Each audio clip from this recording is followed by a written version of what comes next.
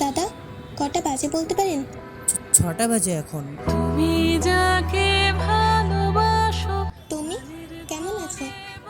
5 বছর আগে ঠিক যেমনটা রেখে গিয়েছিলে তেমনই আছি, কিন্তু তুমি এখানে কি ব্যাপার?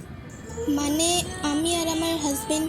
তুমি অন্য কারোর সঙ্গে বেঁধো ঘর। তারপর বাড়ির চাপে পড়ে পরিবারের কথা বলে বিয়েটা তো করেই নিলে। বর কেমন? বর ভালো, 4 চাকা গাড়ি আছে, বাড়ি আছে। তো তুই কেমন আছিস বল? আমার এই তো কেটে যাচ্ছে। আমার দরজায় খিল দিয়েছি, আমার দারুণ জ্বর। কি ব্যাপার, এভাবে দাড়ি টাড়ি কাটিসনি, চুল কাটিসনি? মানে পাগলের মতো পাগল হওয়ার ইচ্ছে আছে নাকি? আগে একজন ছিল যে বলতো এগুলো, এখন আর সেই বলার মানুষটাই নেই, তাই আর এগুলো প্রয়োজন মনে করি না।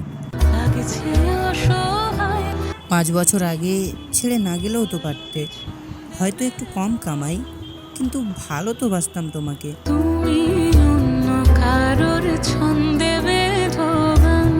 আরে ছাড় না ওসব কথা, বল তোর বউ কেমন আছে? আর বউ? আমার মন্ত্রী খোয়া গেছে একটা। তুই সত্যিই বিয়ে করিসনি? কই দেখা, তোর ফোন দেখা। না না, মোবাইল ছাড়। তোমার কথার শব্দ দূষণ, তোমার গলার স্বর। তুই আজও তোর ফোনের ওয়ালপেপারে আমার ছবি রাখিস? এই প্রীতি, আরে কোথায় গেলে? দেরি হয়ে গেল তো, আসো তাড়াতাড়ি। তুমি অন্য কারোর সঙ্গে বেঁধো